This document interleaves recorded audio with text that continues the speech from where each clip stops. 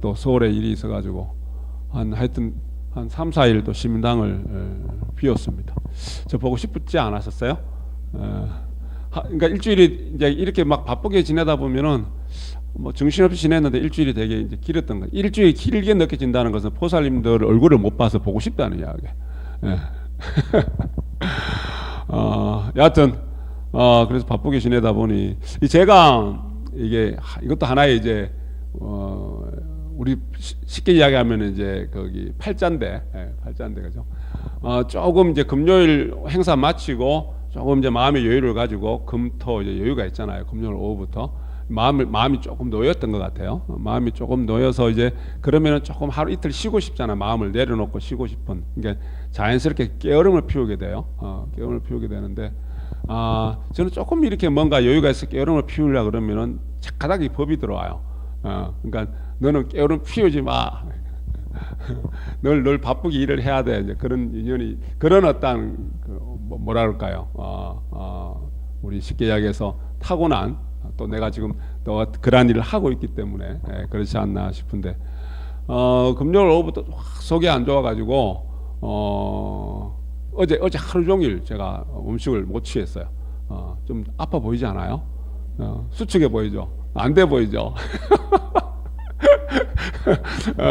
예, 그래서 하여튼 어제 저녁에 이제 선수님이 누룽지를 끓여 주셔가지고 누룽지 이제 먹고도 막 속이 안 돼가지고 소화제를 또 먹었어요. 먹고 이제 왔다 갔다 하다가 또 소화가 안 되면은 저만 대부분 보면 머리도 아프죠. 머리가 막 아파가지고 또 머리가 아프니까 또 이렇게 막 어디 뭘 앉아서 뭘 볼라 그래도 뭐 집중이 안 되잖아요, 그죠? 컴퓨터를 켜놓고 볼라 그래도 집중이 안 되고 속도 더부룩하고 그래서 이제 두통제하고 이제 약을 좀 먹고는 어제 늦게 또 이렇게 좀 살피고 그리고 아침에 이제 염성하고 나니까 조금 이제 좋아졌는데 여하튼 우리 아프지 마시고 오늘 또 몸이 편찮으셔 갖고 안 오신 분들이 또 있어요. 요즘에도 코로나가 또 이렇게 늘 있잖아요, 그죠? 하여튼 이게 이제 피해갈 수 없는 거예요. 우리가 생활 살아가면서 독감이나 뭐 감기가 걸리기도 하고 또 몸살이 걸리기도 하고 잔잔한 것들은 피해갈 수 없는 건데 내가 이렇게 늘 이렇게 건강 관리를 잘 하시고 면역력이 이렇게 있으면은 잘 이겨 나가기도 걸리더라도 그죠? 쉽게 이겨 나가기도 하고 그렇습니다. 여하튼 이렇게 몸과 마음을 늘 건강 관리를 잘 하셔야 된다. 그죠?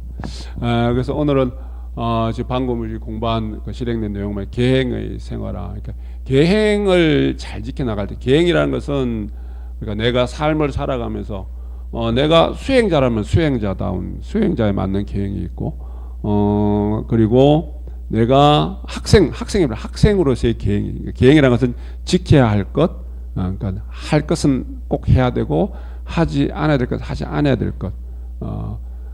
그리고 여하튼 내가 무엇을 또 정해놓고 마음을 딱 정해놓고 뭘 해나갈 때 내가 이것을 꼭 성취하기 위해서 이루어내기 위해서 내가 세운 내 나름대로의 결심이 있습니다. 그죠? 그게 다 계행입니다. 그죠? 내가 이번에 다가올 시험에 내가 또 어떤 걸 성취하기 위해서 불공을 하고 있는데 이 불공 기간 중에는 무엇을 꼭 하고 무엇은 하지 않아야 되겠다. 그죠?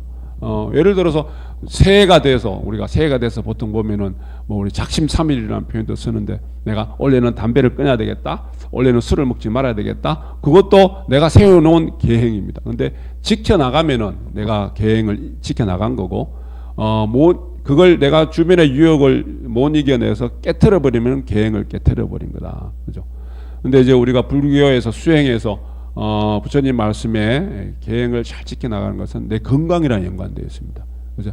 왜 우리가 함부로 이렇게 뭐 지켜야 될 도리를 지키지 않고 함부로 막 살아가다 보면은 몸과 마음이 피폐되고 몸의 건강과 마음의 건강이 무너지기 쉬운데 그래서 계행이라는 것은 계행을 잘 지켜나갈 때 내가 건강한 몸과 마음이 건강한 그래서 몸이 좀 쇠약하다 마음이 좀 심약하다 주변에 이제 그런 경우가 있잖아요. 그러면은 내가 계획을 잘 지켜내지 못했던 그런 인연이 있나 보다. 지금부터라도 내가 뭔가 하나 마음을 정해놓으면, 마음을 먹으면은 꼭 잘 지켜나가야 되겠다. 이제 그런 우리가 내가 그런 인연을 만들어 나가야 되겠다. 그렇게 생각하시면 됩니다.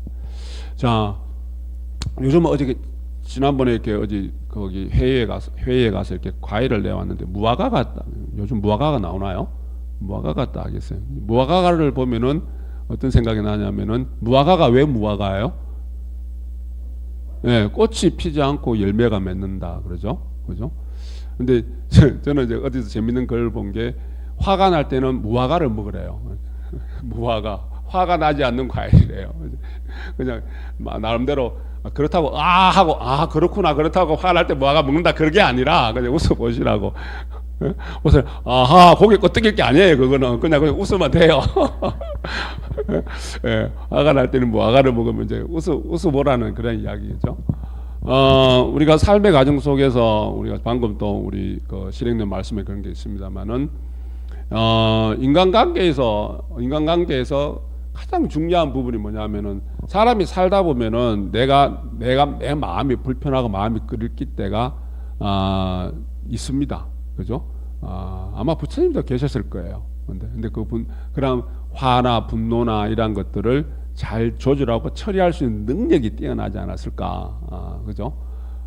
근데 여하튼 우리가 분노라는 것은 내가 성을 내고 화를 낸다, 분노를 일으킨다는 것은 우리 그런 말 하잖아요. 감정의 노예가 되지 말라. 오욕칠정 5가지 욕심과 이게 7가지 감정에 휘둘려서 거기에 이끌려서 살게 되는 것은 감정의 노예가 되는 것이다. 그죠? 그래서 우리가 분노라는 것도 이렇게 보면은 분노라는 글자 속에 노예라는 것이 있어요. 그 한자 글자를 파자를 해보면은 그죠? 분노의 분자가 뭐냐면은 분할 한다 마음 심자 마음이 쪼개지는 거예요.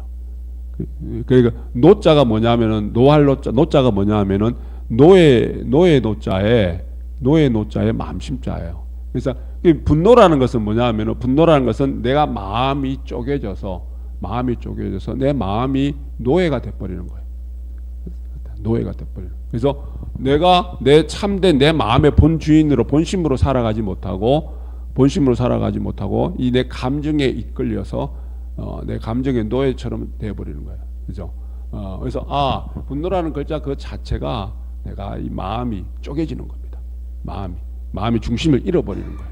그래서 내 감정에 휘둘려서 이 마음이 노예처럼 돼버리는 거예요. 노예처럼. 그래서 결국은 뭐냐면은 우리 인간관계 속에서 왜 그 어떤 선지식들은 그런 말을 하잖아요. 진짜 싸움을 잘하는 사람은 절대 화를 안 낸대요. 맞는 것 같아요. 그죠? 근데 화를 안 내는 사람이 꼭 이긴대요. 그죠? 저는 그래서 전수님한테 늘 지나 봐요. 제가 전수님한테 화를 잘 내니까 결국은 제가 지는 이유가 그게 있는 것 같아요. 그죠? 여하튼 자, 우리가 인간관계에서 가장 중요한 것은 뭐냐면은 분노를 잘 처리하는 사람이다. 저는 저기서 이 처리라는 말에 저는 이렇게 방점을 찍어봤어요. 분노는 일어날 수밖에 없잖아요, 그죠? 화가 일어난다, 불꽃이 막 일어난 거예요. 화가 일어나, 그리고 화를 낸다, 불꽃이 일어나서 불꽃을 상대방한테 막 던지는 겁니다. 이 분노라는 것은 삶의 과정 속에서 화라는 것이 일어날 수밖에 없는데 이것을 잘 처리하는 일어나도 그것을 내가 그냥 참기만 하면 어떻게 돼요? 참기만 하면 내가 마음의 병이 되죠, 그죠? 그래서 그게 생기는 병이 화병이잖아요, 그죠? 화를 참기만 하면 화병이 생기는 겁니다. 그래서 결국은 뭐냐면은 잘 처리해야 된다는 거예요. 화가 일어날 때 화를 내가 녹여낼 줄 알고 화를 내가 조절할 줄 알고 그리고 화를 없앨 줄 알아야 돼요. 그걸 처리해요. 그냥 갖고만 있으면 안 돼요. 그죠? 갖고만 있으면 안 되기 때문에 잘 처리를 해야 된다. 그래서 어떤 한 유머 작가가 이야기가 그러니까 이수분 이제 웃으면은 그럴 때 내가 한번 이렇게 크게 웃든지 미소를 짓게 되면은 분노가 좀 사그러드는 게 있다. 정말 그런 게 있어요. 억지로라도 웃게 되면은 분노가 싹 사그라드는 게 순간적으로 그런 게 있어요. 그래서 입꼬리를 올려서 10초만 버텨보래요. 입꼬리 한번 올려보세요.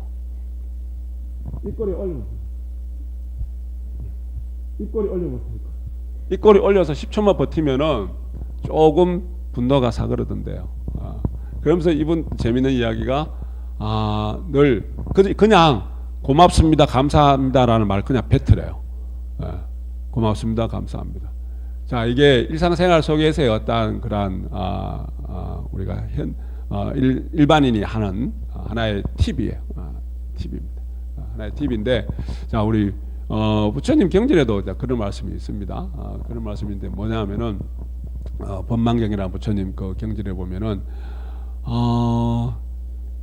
이 세상 이 삶을 살아가면서 악한 사람이 있단 말이에요. 그죠? 특히 이제 나를 내 마음을 편치 않게 하고 불편하게 하게 하고 나를 화나게 하는 사람, 그 나한테는 악한 사람이에요. 상대방한테는 뭐 제3자한테는 좋은 사람일지 몰라도 그 순간은 내한테는 악한 사람이에요. 그죠? 그래서 내가 불편한 사람을 대할 때, 내가 생각에 내한테 악한 사람을 대할 때 세 가지를 생각하래요. 마음을 바꿔서 세 가지를 생각해요. 세 가지를 생각하라는데 그 중에 하나가 뭐냐 하면은 그 중에 하나가 내가 상대를 바라볼 때 상대가 불편하게 하고 나를 힘들게 하는 상대를 보더라도 그 사람의 본성을 보라고. 우리 일체 중생 시류불성이라 누구나 다 부처되는 마음을 갖고 있다. 그러면서 이야기가 뭐냐 하면은 그 사람이 술에 취한 듯이, 그렇죠? 그냥 분노라는 그러한 무명, 무지, 어두움이에요. 어두움. 그러니까 분노가 일어나는 것도 우리가 무지, 알지 못함, 지혜가 밝지 못함, 어두움에서 인과의 질을 알지 못하면서 일어나잖아요. 무명의 술에 취한 사람처럼 술에 취했다. 그리고 분노, 그리고 번뇌, 얼마나 잡생각이 많겠습니까, 그죠? 마음이 막 시끄러우니까 저 사람이 화가 날 거 아니에요. 저 사람이 저런 행동을 할 거 아니에요, 그죠? 내한테 괜히 화를 내는 거예요. 화를 내는 죄송합니다. 화를 내는 그 모습을 바라볼 때 술에 취한 모습으로 바라보고, 그리고 뭡니까? 무명의 술에 취하고 분노라는 번뇌라는 귀신 들린 것처럼, 귀신이 홀린 사람처럼 바라보라는 거예요. 그냥 원래 저 사람은 착한 사람인데 지금은 술에 취한 사람이고 귀신 들린 사람처럼 바라보라. 우리가 예를 들어서 술이 취해서 자기 제정신이 아닌 사람하고 시비를 겁니까, 안 겁니까? 안 걸죠. 시비 걸면은 내만 손해예요. 아이고, 저 사람 술 취했다. 술 깨고 이야기하자. 그죠? 제정신이 아니야. 그리고 예를 들어서 우리가 귀신이 홀린 사람하고 우리가 시비를 논합니까? 안 하잖아요. 그죠? 그렇게 바라보라는 이야기예요. 달리 이야기해서 측은지심으로 보라는 이야기예요. 생각을 바꾸라는 이야기입니다. 악한 사람을 바라볼 때, 나를 힘들게 하는 사람, 나한테 화를 내는 사람을 바라볼 때. 그리고 하나는 뭐냐면은 우리가 우리 시민당 들어와서 불사 볼 때 불사 초입에 하는 참회하고 하는 그 다음 원이 뭐예요? 참회 서원 다음에 하는 가장 큰 원이 뭐예요? 5대 서원이에요. 5대 서원에 뭐가 있습니까? 중생가가 없는지라 제도하기 서원이다. 복지가가 없는지라 모으기를 서원이며 법문가가 없는지라 깨치기를 서원이며 열애가가 없는지라 섬기기를 서원이고 보리위가 없는지라 정덕하기 서원이야.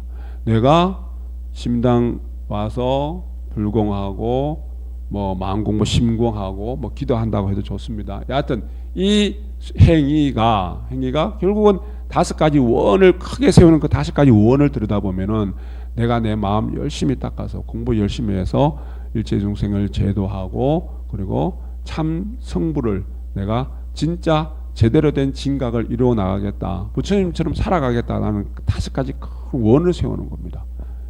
자, 내가 중생가가 없는지라 제도하기 세운인데 그러한 큰 원을 세워놓은 사람이 생사의 고통도 뛰어넘겠다고 그렇게 큰 원을 세운 내가 상대의 모습에 마음이 요동이 쳐서 상대와 같이 화를 내고 분노를 일으켜서는 안 된다는 이야기입니다. 자성 중생을 제도하고 상대 중생을 제도하는 거예요. 내 마음의 중생심이 한이 없기 때문에 이 모든 내 마음 중생을 제도하기를 내가 원을 세웠습니다. 부처님 앞에서 원을 세웠습니다. 그리고 내가 화를 내게 되면은 자성 중생도 힘들고 괴롭게 되고 상대 중생도 힘들고 괴롭게 되는 건데 내가 어떠한 원을 내 마음에 있는 중생을 다 제도하기를 원을 세웠기 때문에 그런 원을 크게 세운 사람이 생사의 어떠한 그러한 단계도 뛰어넘고자 큰 원을 세운 사람이 상대의 그 모습에 내 마음이 흔들려서는 안 된다는 이야기입니다. 상대의 모습, 그죠? 그리고 마지막에 세 번째가 뭐냐면은 부처님 말씀이 경전의 말씀이 은혜로운 존재다. 왜?